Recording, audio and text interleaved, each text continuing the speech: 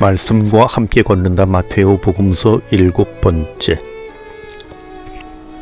의로움의 길을 걸으시오. 의로움을 내 것으로. 어느 판사가 한 사건의 판결을 맡았다고 해보자. 재벌 2세가 재판정에 섰는데 아들을 좋은 학군에 보내려 위장전입을 했고 주식을 불법으로 증여했으며 군대에 안 보내려고 부정한 일을 저질렀다. 법 앞에서 모든 인간은 평등하니 재벌 2세도 벌을 받아 마땅했다. 그런데 상황이 묘해졌다. 판사 자신도 위장전입을 한 경력이 있고 조상이 물려준 땅을 아들 이름으로 슬쩍 바꾸었으며 군대를 면제받기 위해 병을 만든 적이 있었던 것이다. 당연히 그 판사는 사건을 객관적으로 다루기 어려울 것이다. 이제 다른 가능성을 상정해보자. 여기 모든 죄에서 완벽하게 자유로운 재판관이 있다. 그는 세상을 바르게 이끌기 위해 불철주야 노심초사하고 없는 사람 편에 서서 과부와 고아를 귀하게 여기며 아들을 위해 부정을 저지르기는커녕 오히려 아들을 희생시켜 온 누리의 정의가 강물처럼 흐르게 한다. 글자 그대로 의로운 재판관인 것이다. 구약 성경에서부터 의로움 체데크는 오직 하느님에게만 있는 속성으로 여겨졌다. 그래서 인간에게 의인이라는 표현을 적용할 때도 일반적으로 하느님 앞에서 의로운 사람이라는 의미를 가진다. 세부적으로 우선 법적 차원에서 죄가 없는 사람을 뜻하는데 율법에 보면 거짓 고소를 멀리해야 한다. 죄 없는 이와 의로운 이를 죽여서는 안 된다고 한다. 다음으로 의인은 언제나 의를 행하고 흠 없는 사람을 뜻한다. 아브라함은 소돔이 파멸을 앞두고 하느님께 진정 의인을 죄인과 함께 쓸어버리겠습니까? 라며 자비를 구한다. 구약 성경에 나오는 이 모든 경우는 하느님을 완벽하게 의로운 재판관으로 인식했기에 가능한 일이다. 사사로운 정에 휘둘리는 인간과 완전히 구별되는 분이 하느님이시다. 마테오 복음에도 의로움, 히브리어로 체테크의 헬라어 번역, 디카이 오시네라는 명사가 모두 7번 나온다. 이들 중 5번이 하느님 나라의 윤리를 다루는 산상설교에 나온다는 사실을 시사하는 바가 매우 크다. 그중 눈에 띄는 구절을 하나 선택해보자. 너희의 의로움이 율법학자들과 바리사이들의 의로움을 능가하지 않으면 결코 하늘나라에 들어가지 못할 것이다.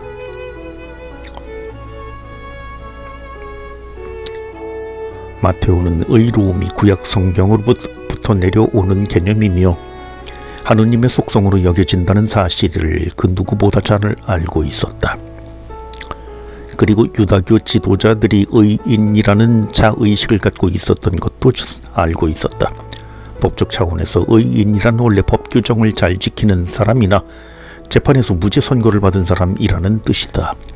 그러나 종교 지도자들은 의인이란 용어를 법적인 의미보다 하느님 앞에서 의로운 사람이라는 종교적 의미로 사용했고 회당에서는 의인을 율법을 성실하게 지키는 사람이라고 가르쳤다. 하지만 자칭 의인들에게는 큰 문제가 하나 있었다. 그들은 의로움의 내적 자질을 외면한 채 오직 외적 성과에만 매달렸다. 그들의 행동은 선행으로 보이게끔 잘 포장되어 있지만 진정한 내용을 담고 있지 못했다. 그들의 말은 청산유수라 누구라도 현혹될 만하지만 언제나 말에 그치고 말았다. 말과 행동, 이 모든 게 사람들에게 칭송을 받기 위한 것이었다. 가장 중요한 기준인 하느님의 의로움은 만족시키지 못한 채 말이다. 그러나 우리 그리스도인들의 의로움은 당연히 율법학자들과 바리사이의 의로움을 능가해야 한다. 의인이란 본디 하느님 앞에서 의로운 사람을 뜻하지 않는가? 이제야 율법학자들과 바리사이들에게 불행하여라. 너희 위선자 율법학자들과 바리사이들아 하시는 예수님의 호통에 수긍이 가고 나는 의인이 아니라 죄인을 부르러 왔다고 하신 예수님의 말씀이 이해된다. 마테오가 의로움이란 용어를 사용할 때는 모든 의로움을 이룸 의로움의 굶주린 이 의로움 때문에 박해받는 이 너희의 의로움을 가장하지 마라. 하느님의 의로움, 의로움의 길로 등 대부분 인간이 가져야 할 의로움을 가리킨다.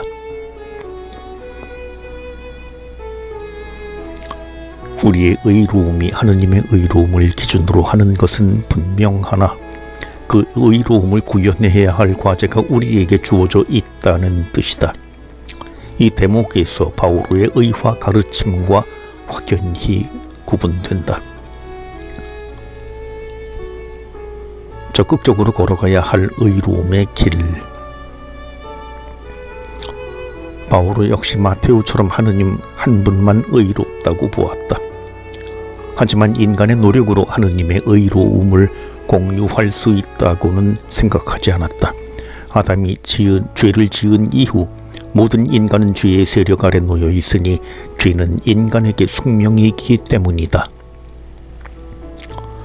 따라서 인간이 죄에서 벗어나 하느님의 세력으로 옮아가려면 무엇인가 획기적인 사건이 필요하다고 생각하였다.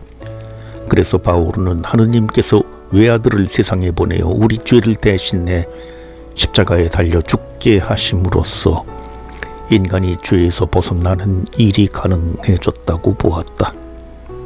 하느님의 은혜로 거저 주어진 속량 사건인 것이다. 십자가 사건에 대한 믿음만 있으면 구원이 가능하고 여기에는 유다인과 이방인의 차이가 없다. 마테오복음 5장 20절은 대림명제의 서문 역할을 하고 그 결론은 5장 48절에서 나온다.